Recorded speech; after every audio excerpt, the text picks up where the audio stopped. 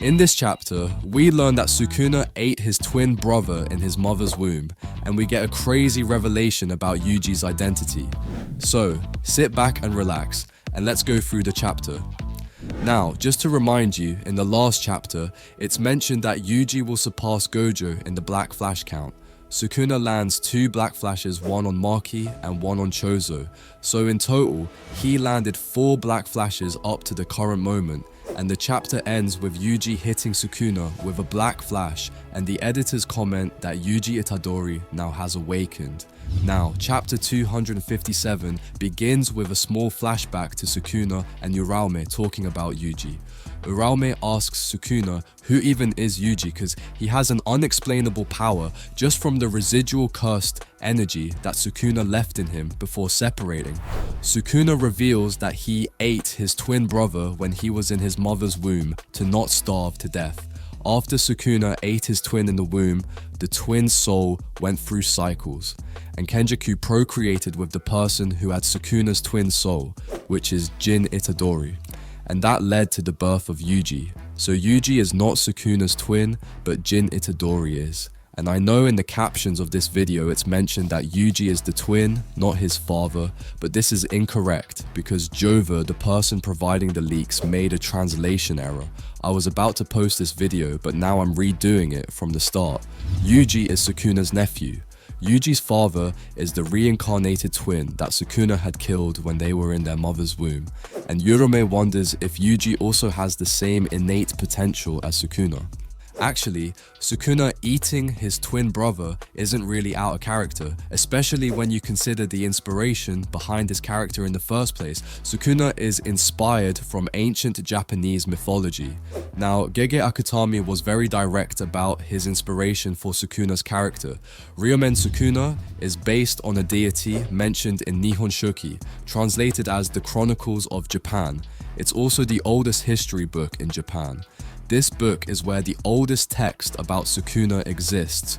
In this book, there is a story about a pair of twins called Prince Osu and Prince Takeru, whom Sukuna is said to represent. According to the story, Takeru, who was the younger brother, was ordered by his father to teach Usu some manners when he began to act out. However, even the king feared Takeru's bad temperament, and instead of simply teaching his brother, he killed his elder brother, Prince Usu. This legend has led many Jujutsu Kaisen fans to theorize that Sukuna also had a twin brother that he either killed and absorbed in the womb or even ate. This story also explains Sukuna's appearance.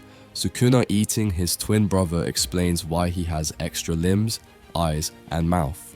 Another thing worth mentioning is that Kenjaku is a true mastermind. I mean, he literally planned everything. And finally, we get the context to why Sukuna called Kenjaku twisted, but now I wonder whether he was planning on feeding Yuji Sukuna's fingers in the first place, or he was trying to create a sorcerer as strong as Sukuna. Because if you remember from the start of the series, Kenjaku was telling Mahito and Jogo they should revive Sukuna and make him an ally. However, during the Shibuya incident and after they sealed Gojo, they entered into a debate on what they should do about Sukuna, and they mentioned that reviving Sukuna was a backup plan if they couldn't seal Gojo. So I wonder what Kenjaku's real goal was in creating Yuji in the first place. Did he plan for Yuji to become Sukuna's vessel in the first place? Or was he trying to create a monster as strong as Sukuna? Anyway, back to the fight.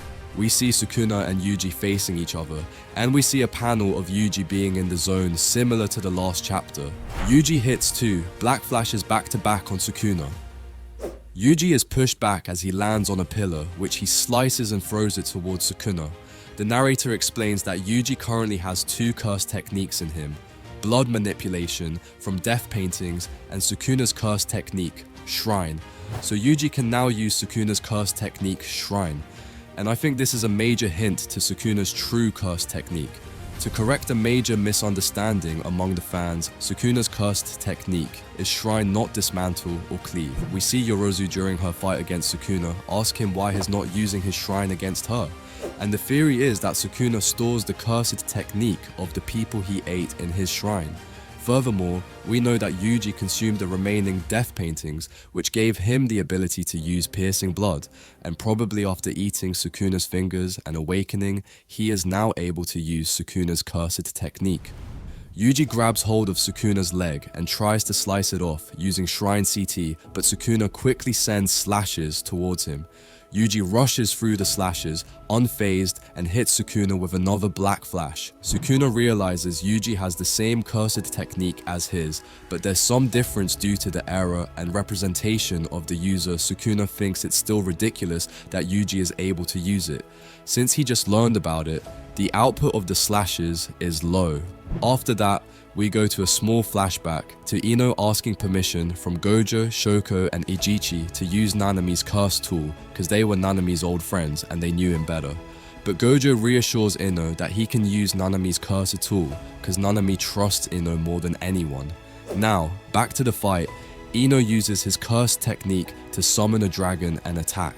Sukuna easily slices off the dragon and grabs hold of Nanami's cursed tool with his feet, but he senses Yuji behind him ready to attack. In the same panel, we see Yuji behind Sukuna getting ready to land another black flash. Yuji hits Sukuna with another black flash. Sukuna gets agitated as he thinks that Yuji has been landing black flashes as if it's nothing.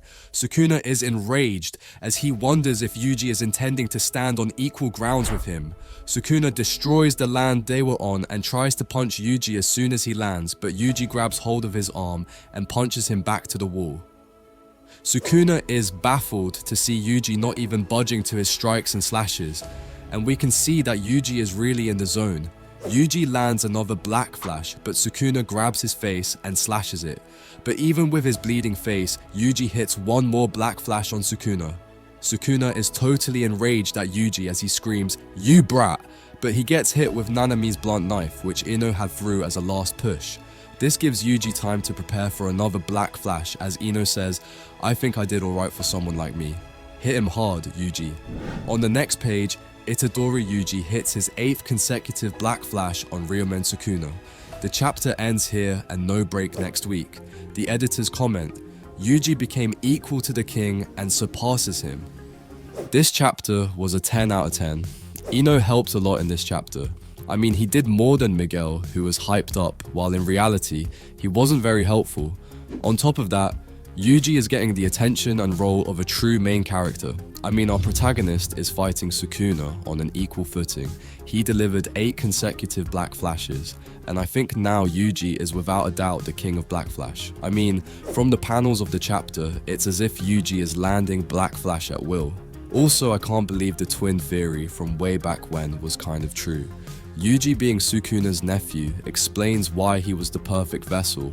Throughout the series, it's always mentioned that Yuji and Sukuna were very compatible and Sukuna couldn't take control over Yuji's body, and now we understand why.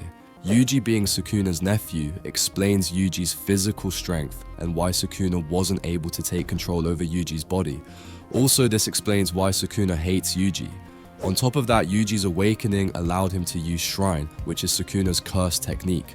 And I think the narrator mentioning that Yuji now has 2 curse techniques is a major hint about Sukuna's true cursed technique.